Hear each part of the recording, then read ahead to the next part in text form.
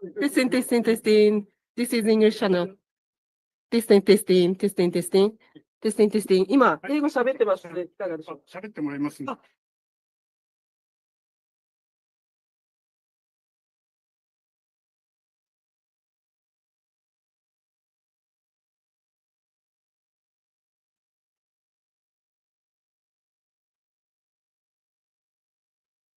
This is English, English, testing, testing, English channel, testing, testing, testing.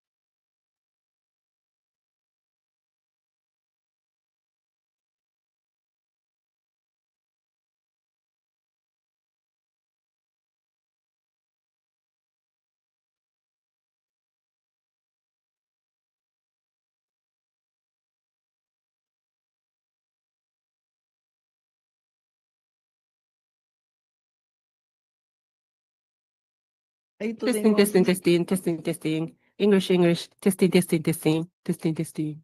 Can you hear me? Testing, testing. Thank you. Okay.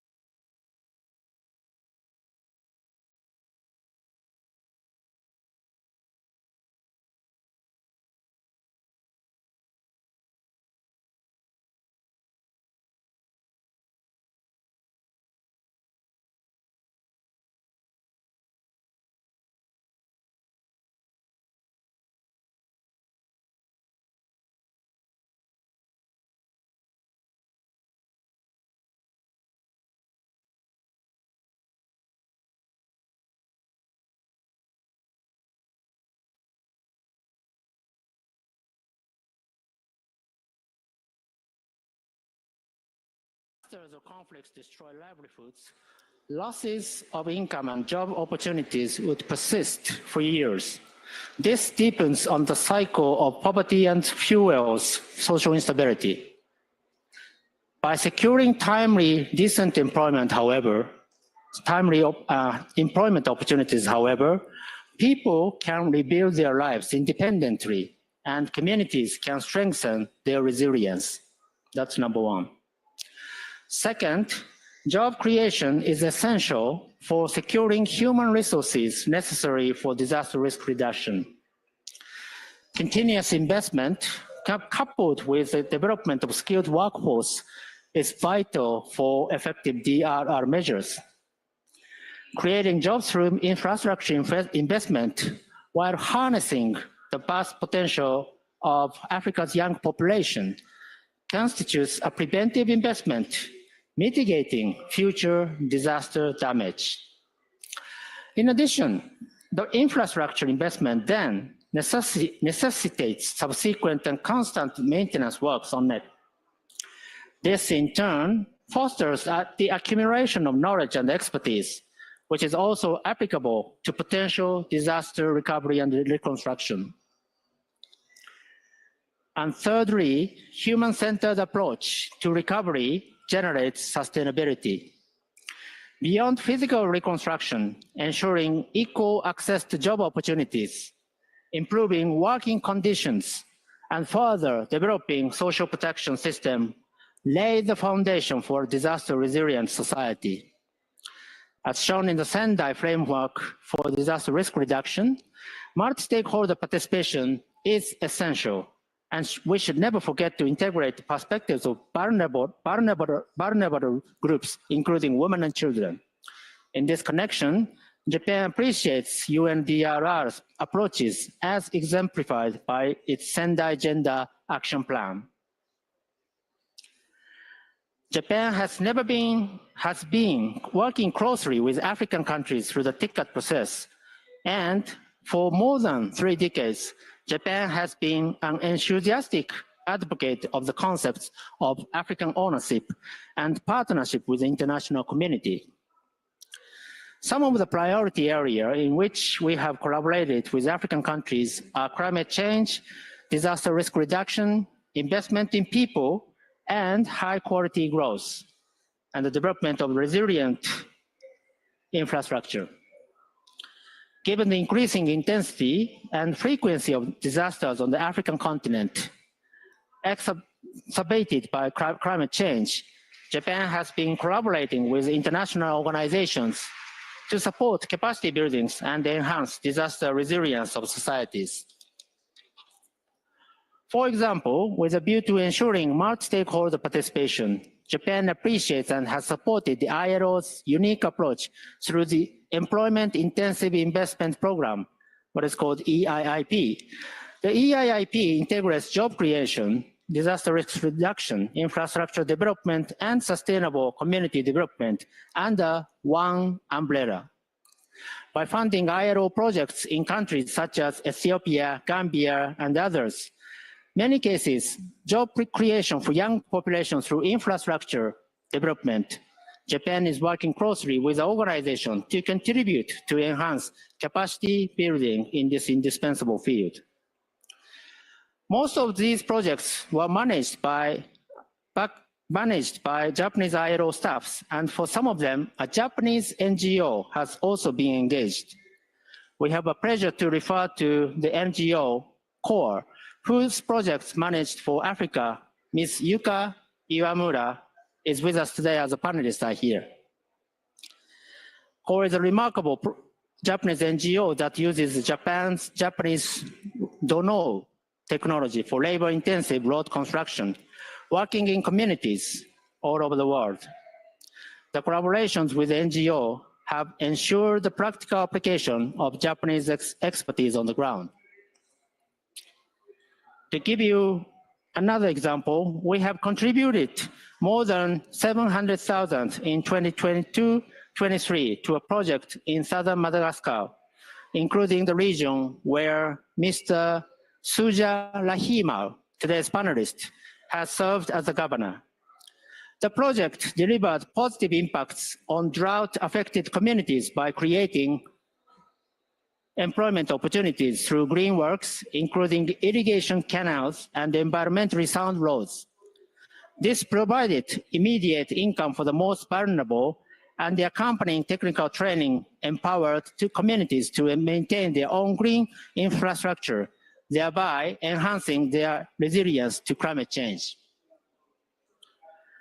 Here's another example I have. We have recently contributed $1 million to a project in Côte d'Ivoire that creates employment opportunities through biochar production for vulnerable youth, including refugees in the northern region.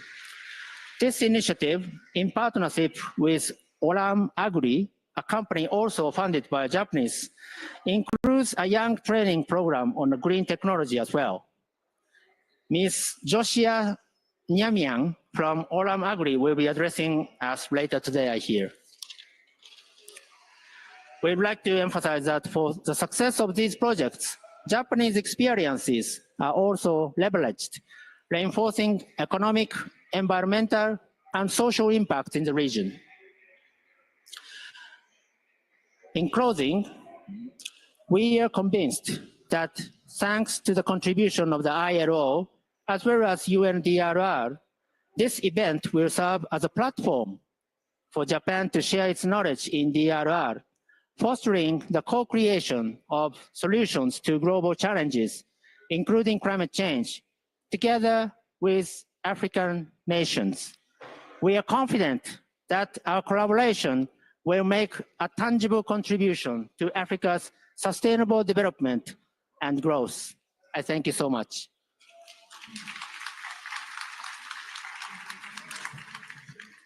Arigato gozaimasu. Thank Thank you very you. much. Thank you very much. I would like now to call upon the ILO Assistant Director General and Director of the Director General's Office, Mr. Andre Boogie, to give his remarks. Thank you. Over to you, sir.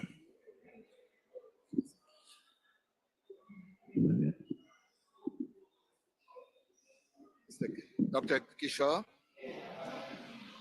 Ambassador, distinguished participants, ladies and gentlemen. On behalf of the International Labour Organization, it is a great honor to welcome you to this ILO-UNDRR joint high-level thematic event. Let me begin by expressing our sincere appreciation to the government of Japan for the excellent arrangement made for TICAD 9 and for this important event. It is a particular honor to be joined by Mr. Kamal Kishore, Special Representative of the United Nations Secretary General for Disaster Risk Reduction and Head of the UNDRR. Co-organizing this event with UNDRR reflects the need to strengthen the role of employment in prevention and preparedness and building resilience, as is already the case in post-disaster interventions. I would also like to warmly acknowledge the presence of our distinguished panelists and speakers. Your experience and insight will greatly enrich today's dialogue.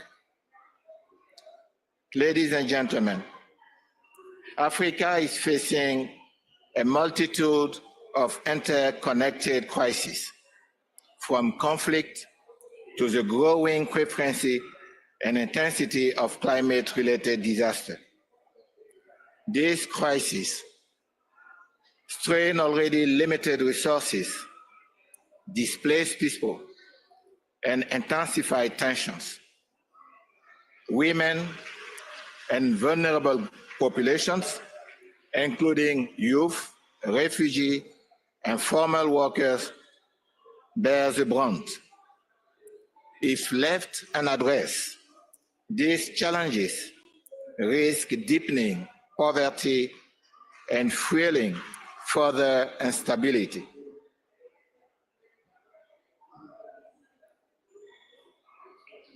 Yet, amid these difficulties lie opportunities. At the ILO, we believe that sustainable resilience is built through decent work and social justice. Decent employment goes beyond income.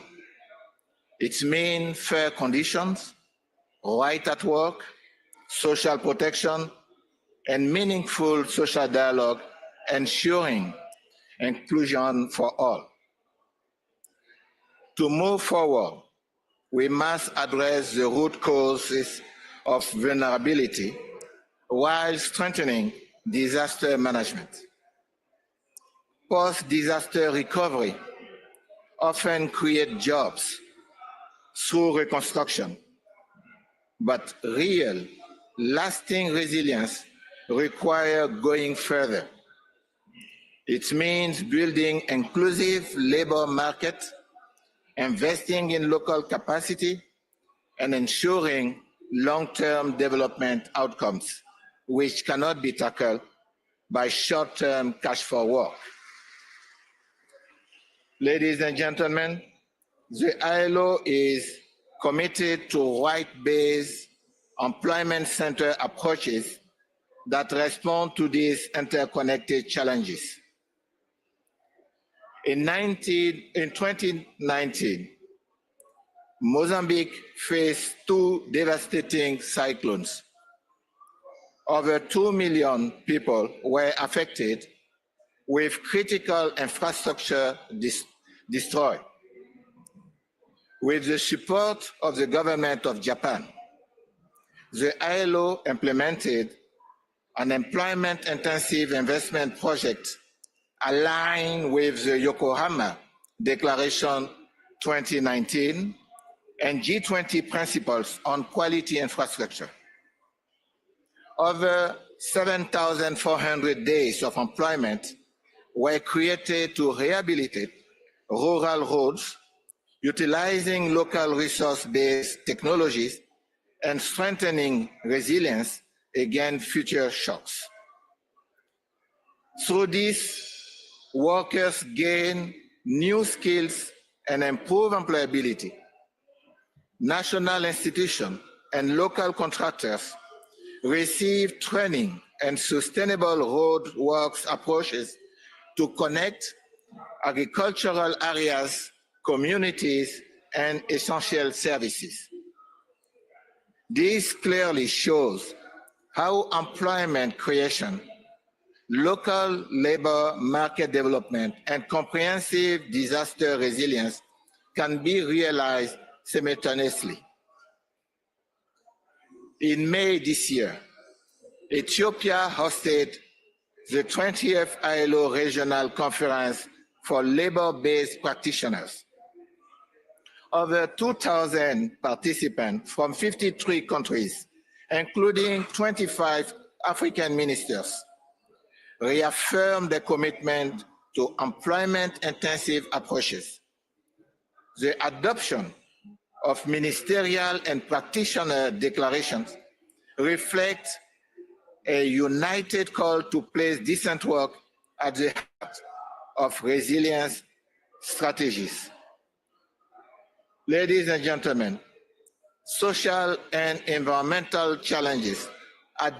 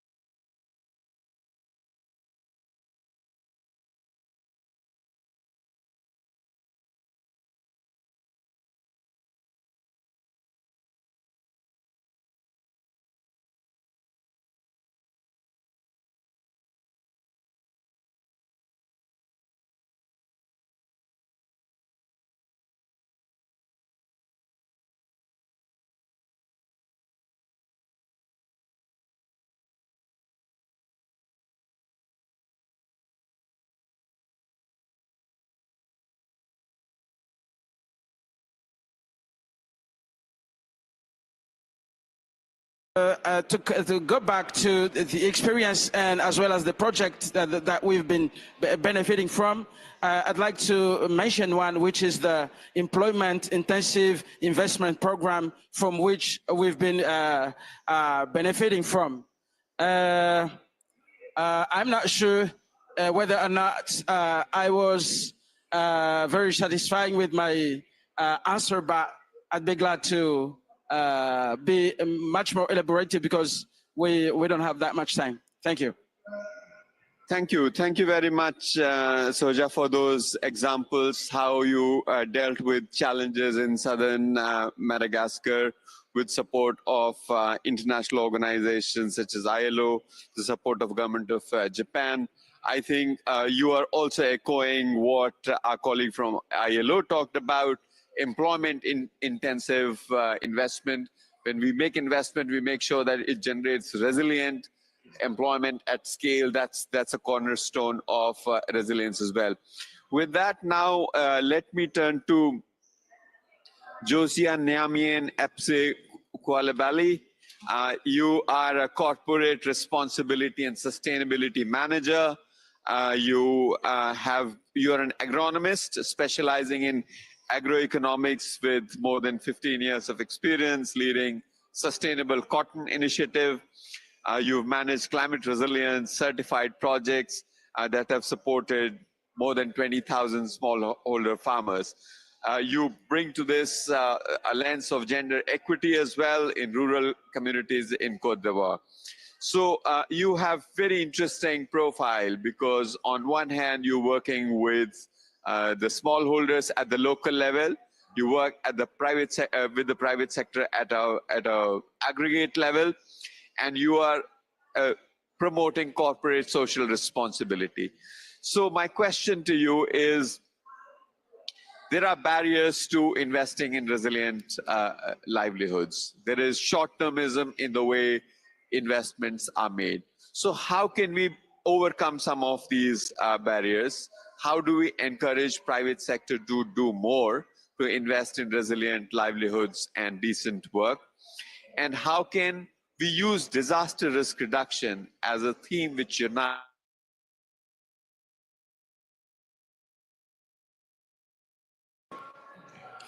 Thank you very much for the question. I think I started working 15 years back in local communities in the field where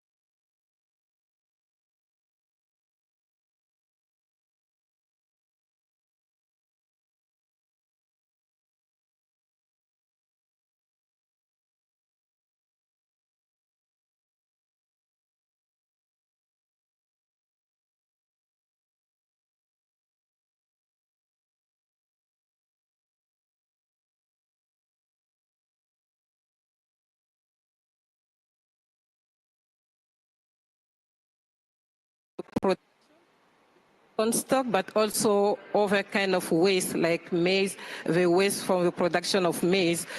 We use it to produce biochar.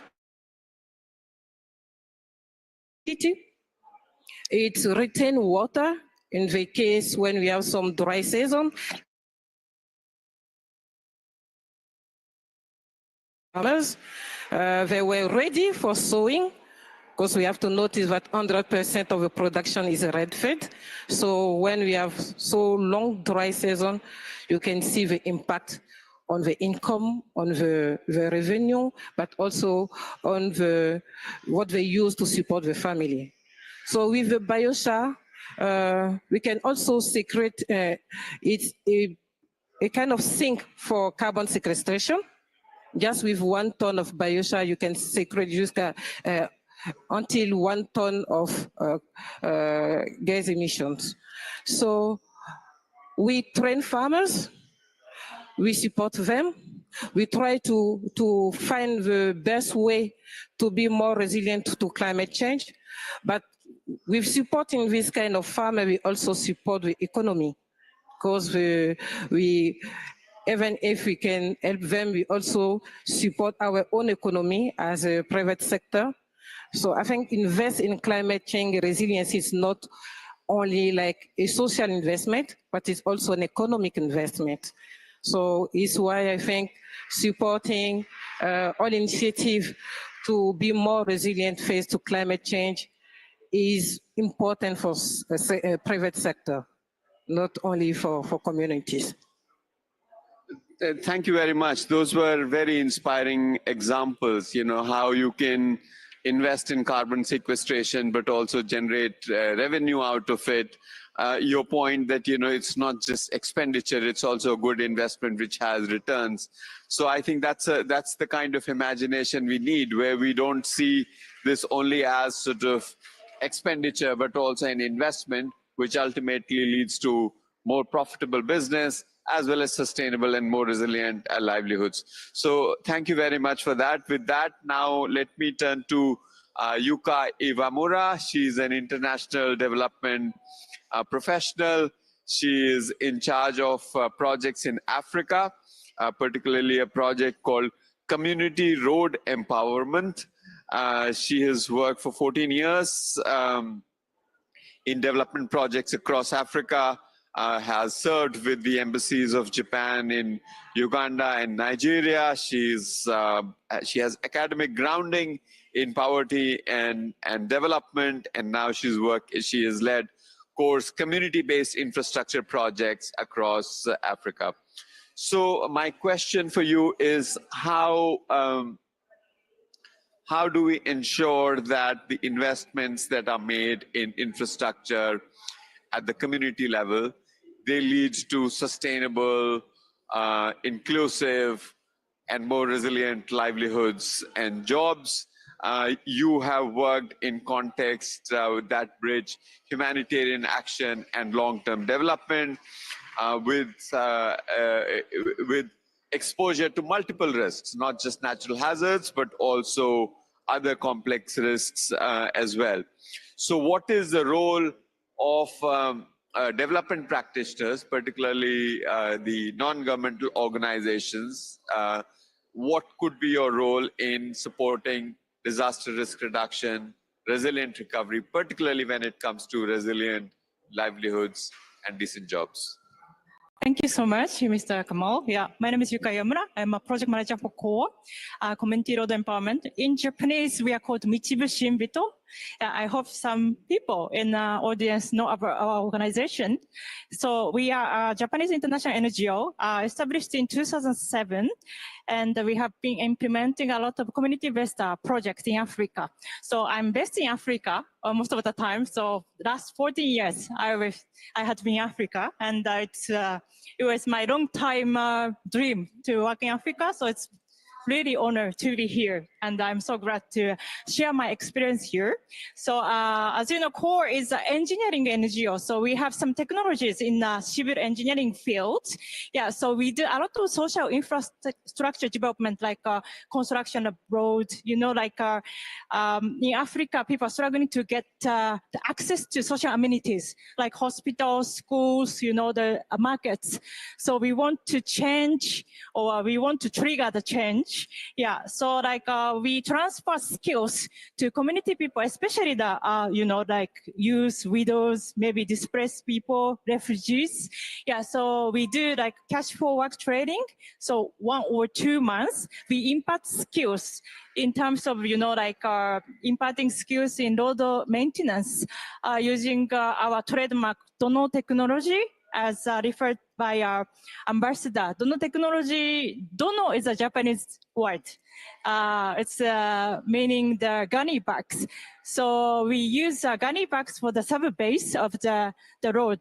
You know, a lot of road in Africa is impossible, right? And then we want to make a durable road. Yeah, like more than compared to the conventional method. So Dono technology was invented by our chairman, Professor Kimura Makoto. Yeah, and then who thought reaching social amenities should be improved. And Dono technology, we have some features like using locally available materials. So we don't have to import any materials from outside. Also, like it's really simple, so anybody can get to learn. Yeah, in a short time, and then it's really durable compared to the conventional method. And number 4, it's really labor intensive, so that it creates a lot of employment. Yeah, so Dono is also cost effective. Yeah, because we don't work on the entire section of the road. We do the spot maintenance. You know, because of climate change, a lot of floods happens, and muddy sections, people are struggling to get to the hospitals, like ambulances cannot pass. So we want to better that situation. Yeah, and Dono technology can be also used outside the road construction. Yeah, so we use for like water detention pond in Ethiopia. We did the project and agriculture in hilly area. And we also do like embankment construction for erosion control, and we do the flood controls. Yeah, so what we do skill transfer of the road maintenance skills. And also, but we don't stop there. We do casual work, but we take one step further. We encourage our trainees to, register the companies so that they can continue using their technologies, which were imparted during our training. Yeah, so we have had a lot of success with ILO. We have a lot of synergies because we deal with decent work. We deal with infrastructure development. So we have had the collaborative IP project in 8 sub-Saharan African countries, like the Gambia, we have had in Ethiopia, Kenya, Somalia. Yeah, so in Kenya, we have seen a lot of success that we train the youth, and then these youth are registered SMEs. Yeah, but then government of Kenya has appreciated our project, and they have expended some training fee for the higher education for civil engineering for our directors, and our small SMEs became the contractors, construction companies who can take more jobs from the government side. Yeah, so also in the Gambia, in collaboration with ILO, back in 2019, we had the EIIP project, and we have created job opportunities for 300 youth and women, especially. And among the companies established, the company called CODEM, some of you may know, CODEM, which is led by the female directors, very successful. They can get jobs from the government institutions.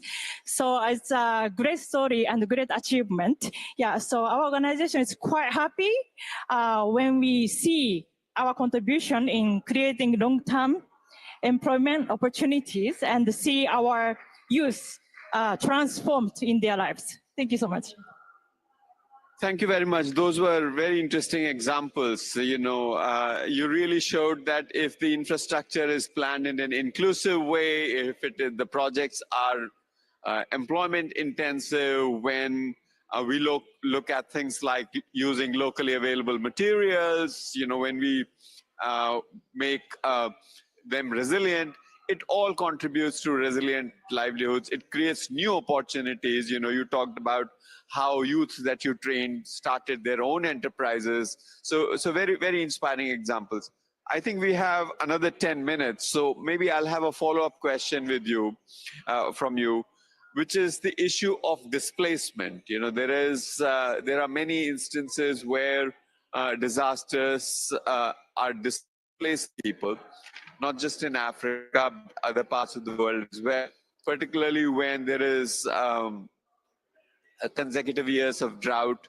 Do you have, and that is really a huge challenge for creating decent jobs when people are not in the same location. Do you have any reflections on that?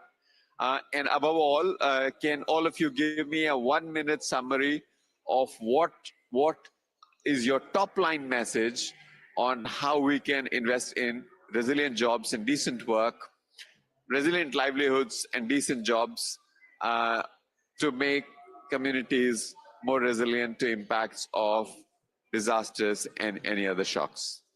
So, but maybe you first. Do you want to reflect on, or anyone can take the displacement question and then give, yeah, please. Ladies first. Yeah, lady first.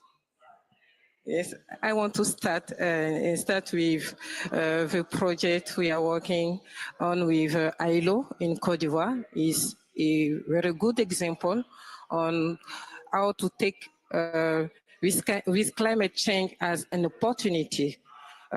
Is the case of the north of the country. We know we are facing a lot of challenges, and we have a case of refugee. We are come from Burkina, near to the borders. They come to the country to find a safe place. So we have decided to have like a collective action from private sector, government, but also international actors like ILO, to invest in green jobs. We see in this special part of the country all the soil acidic now, and invest in new innovative action like the case of biochar, help to increase the productivity by 30%, between 30 to 35%. And with a special group of young people, women, dedicate to produce this kind of biochar, which is in terms of climate change, a very interesting innovation. We can create in the same time job opportunity for young people and women, and help the community to be more resilient faced to climate change. So I think it's this kind of innovation, this kind of project, when we have a collective action for the different actors, I propose to continue in this way to develop this kind of partnership, and alone maybe you can act, but all together I think we can give like a more strong response to the situation in all our countries. So is what I can say to finish. Thank you. Thank you very much. I think that's an excellent example of how the challenges posed by climate could be turned into an opportunity, and this example of how by working together you could increase productivity by up to 30% is really inspiring. Would you like to say something at this point? I'll start. Thank you so much. Yeah, I believe that a lot of NGOs are huge, because we work in the hard to reach communities.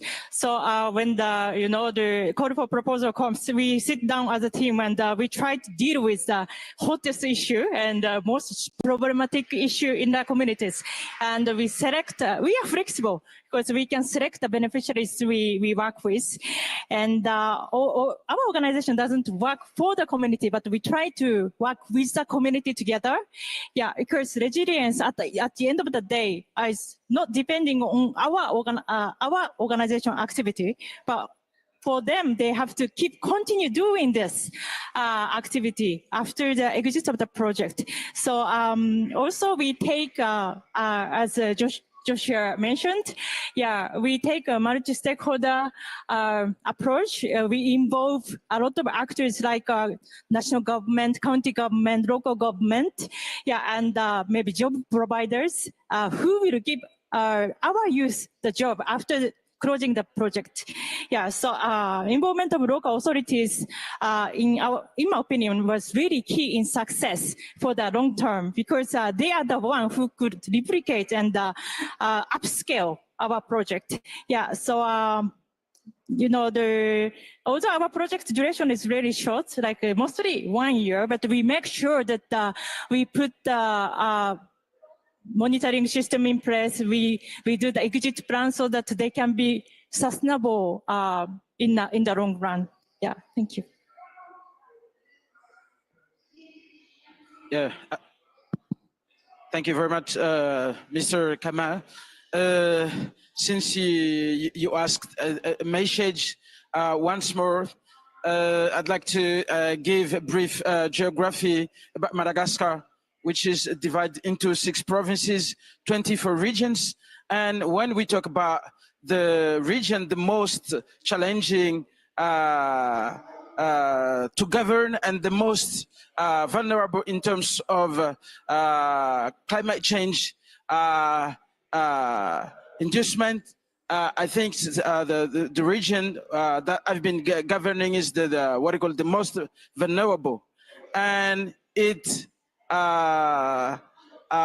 been starting from 1932 and up to now, even though we are still seeking for the perennial and sustainable solution, I would say that the best solution depends on the economic, what you call incentive measures. And we are on the right track right now, given the fact that we are being accompanied by the ILO and the UNDRR, since the UN is the reservoir of know-how and expertise, and our government, either a local or the central government, is in good company with them. And of course, thanks to the funding from the Japanese government, we are on the right track, even though we still have a long way to go, because amongst the 18 tribes, 18 ethnicities in Madagascar, the most large in number, the most displaced people in Madagascar are the southern most region people who are moving to the top north of the country. And actually right now we are benefiting from the program which been shortly mentioned by my colleague, that we are benefiting from the employment intensive investment program, and which is coming from the funding of the Japanese government. And now we are heading back to the social justice and the decent work, as well as the equality gender. But I have to admit that we still have a long way to go, and I think we are at the right place right now to seek a quick and sustainable solution to scale up the adopted solutions. Thank you. Thank you very much. With that, we conclude this session. I think it has been extremely rich. It's very clear that disasters and other crises impact livelihood systems in an adverse way, but it is not inevitable. If we exercise our imagination, it is possible to turn some of the challenges related to climate change to opportunities that can create new, decent, more diverse, more resilient jobs and improve the lives of people. If we bring to bear a new imagination in the way we plan and implement infrastructure projects, such that you use local material, you create local capacity so that it spins off other kinds of enterprises, you come up with durable infrastructure, you not only create good assets at the community level, but you also create access to markets, access to other social services, and in turn, more resilient livelihoods and decent jobs. I think it's been a wonderful session. Thank you very much, all panelists. With that, a round of applause for this eminent panel, and back to you, Gama. Thank you very much. As Kamal returns to his chair, can you give him another round of applause? And I request the podium to come back. Thank you again for that amazing moderation. He did not exceed his time. At one point, I was feeling hot. I wanted to use this thing, but I was afraid you might think that I'm saying his time is up. So I didn't use it. But I think the temperatures have come down as well. So we are going to have our panelists remain on stage, but we are going to an interactive session where we will also give you an opportunity to ask questions. But first, we are going to have interventions from the workers and employers organizations. So maybe to save time as they wrap up the setting up of the stage, I'm going to be inviting, or rather the session that we are going to go into is going to focus on the issues that are related to how the workers and employers see these issues. So first I'll call upon Yoshiko Norimatsu. I've learned in Japan I should say Norimatsu-san. Yeah. She's going to deliver an intervention on how workers are at the forefront during crisis and recovery and the importance of reflecting on workers' voices in decision-making. You may want to use your interpretation gadgets if she chooses to speak in Japanese, so be prepared. Over to you. Thank you very much. Thank you very much. Rengo is a trade union, and my name is Norimatsu. I'm Assistant General Secretary of Rengo, Japanese Trade Union Confederation. Thank you for this opportunity. As mentioned earlier, Japan is a country prone to natural disasters, and how we respond when they occur is also crucial from the perspective of workers. So today, by introducing Rengo's response to the 2024 Noto Peninsula earthquake, which occurred on January 1st last year, I hope this will serve as a useful reference for considering the role of workers and labor unions in disaster response. When a major disaster occurs, Rengo mainly engaged in 3 types of activities. Number 1, relief fund campaigns. Number 2, volunteer activities to support recovery in affected areas. Third, a policy request toward the government and political parties. Immediately after the Noto Peninsula earthquake, Rengo launched an emergency fund-raising campaign and collected approximately 200 million yen over 2 months. These donations were primarily provided as relief funds to affected local governments, Ishikawa, Toyama, Niigata, and Fukui prefectures.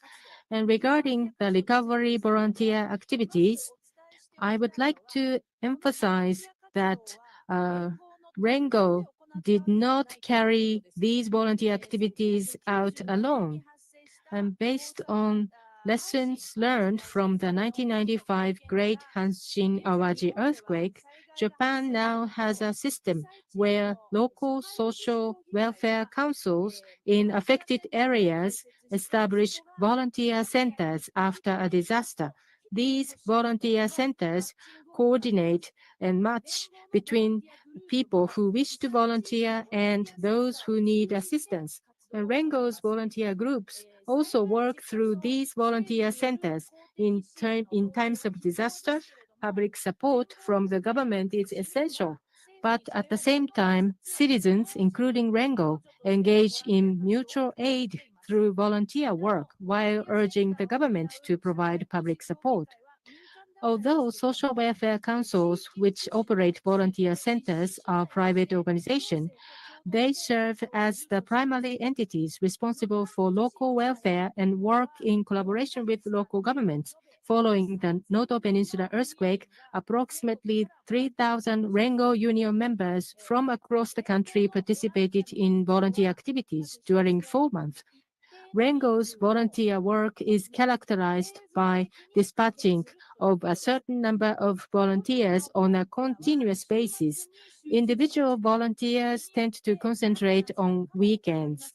and it's hard to predict how many will show up on any given day. On the other hand, Rengo's organized weekday deployments of volunteers were highly appreciated in the affected areas. Next, in terms of policy request, Rengo submitted urgent countermeasure requests to the Cabinet Office, which oversees disaster response, as well as the Constitutional Democratic Party and the Democratic Party for the People, which have close ties with Rengo.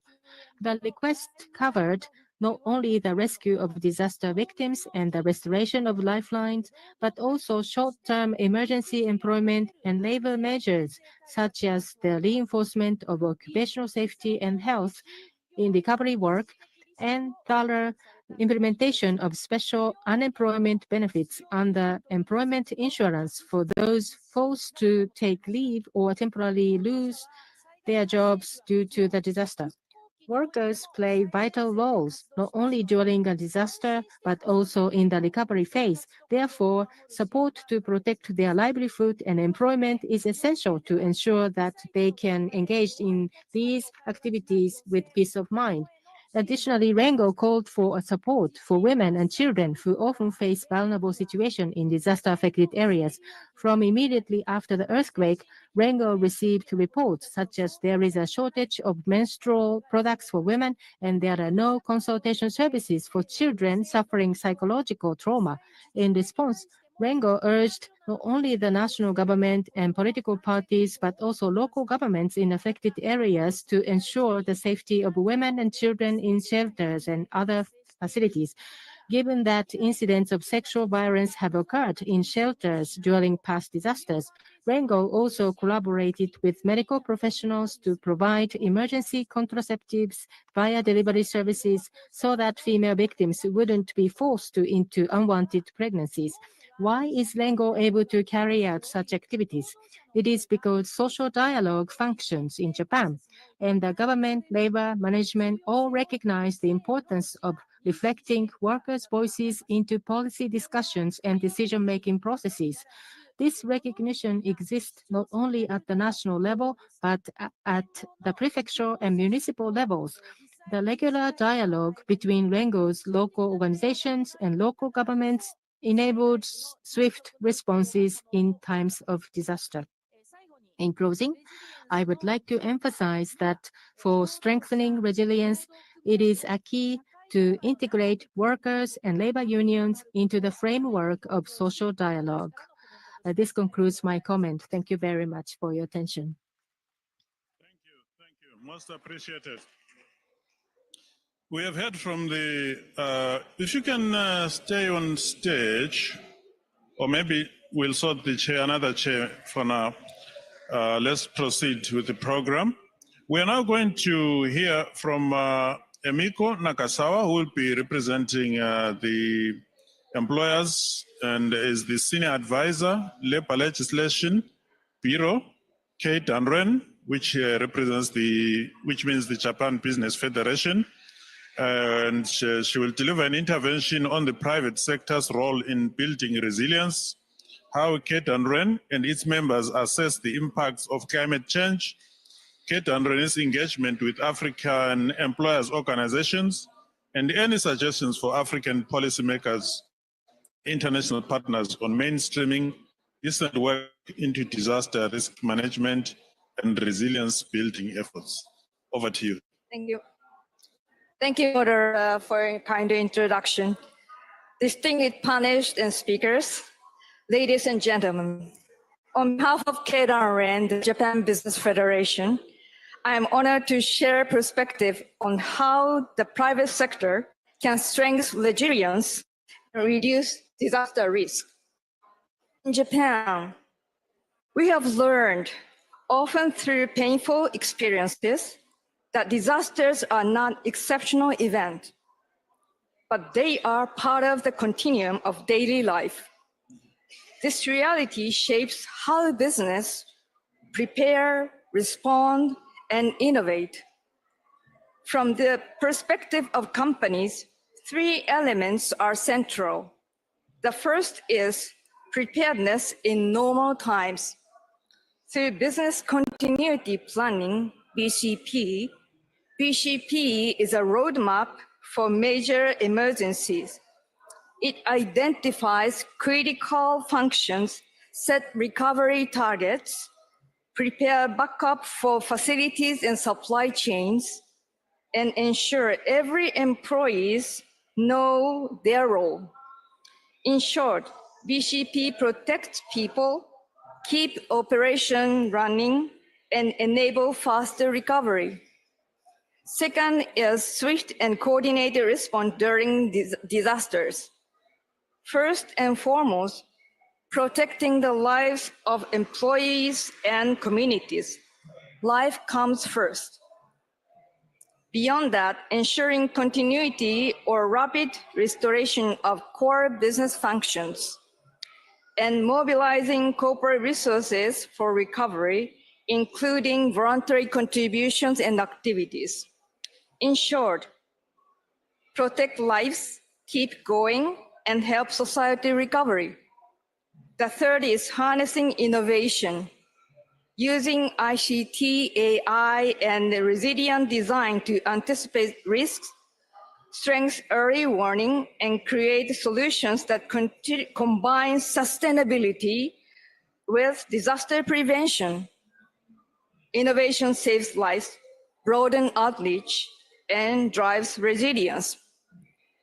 Keidanren promotes these practices among our member companies, engage in policy dialogue, and build partnership with governments, workers, and community. Ladies and gentlemen, drawing on Japan's experience, Keidanren would like to put forward two concepts with the hope that they can contribute to our collective efforts for resilience and inclusive growth. First, human security infrastructure. Resilience requires more than strong physical assets. It must integrate social infrastructure, education, healthcare, disaster preparedness, so that lives and livelihood are protected together. This holistic approach not only protects people, but also create jobs, sustain industries, and reinforce social stability. We encourage governments and international institutions to incorporate human security infrastructure into national development strategy and global cooperation framework. Second is the phase-free approach or phase-free design. Preparedness must be part of daily life. The phase-free approach ensures that products, services, and facilities serve daily needs while seamlessly functioning in emergencies. A paper cup with measurement lines can become a medical tool. A seaside cafe can double as a tsunami shelter. Subway underground area is designed to serve as an evacuation site. If you go to the Tokyo station, you will recognize that. Phase-free means readiness without extra cost, resilience in everyday life. Finally, we acknowledge the importance of mainstreaming decent work in this disaster risk management and resilient building. We reaffirm our belief that protecting human dignity through safe and sustainable employment is an essential element of resilience. Let me conclude with three keywords. Every day, together, smartly. Every day means preparedness begins long before crisis.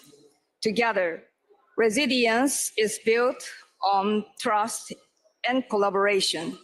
Smartly, innovation powers faster recovery and stronger rebuilding. Thank you very much.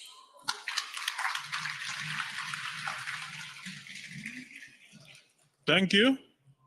I understand they're going to arrange some seats there, and we are going to now have maybe 3 Q&A questions.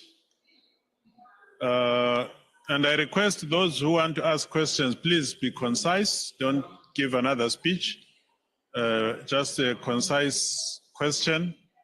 And if you could also help us, tell us who you are directing the question to. If you don't tell us who the question is directed to, I'm going to flip a coin and any of the panelists will answer the question.